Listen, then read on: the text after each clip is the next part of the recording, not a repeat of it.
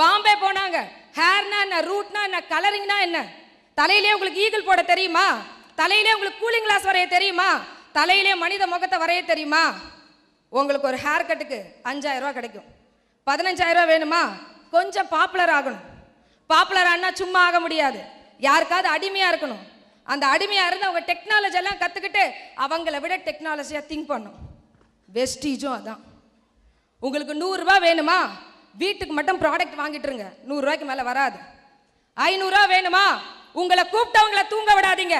இந்த வியாபாரம் உண்மையிலே என்ன, இந்த வியாபாரத்துல என்னெல்லாம் இருக்கு அப்படின்னு சொல்லி ஒவ்வொரு நாளும் கேட்டு கேட்டு தெரிஞ்சுக்கிட்டீங்கன்னா உங்களுக்கு 500 ரூபா வரும்.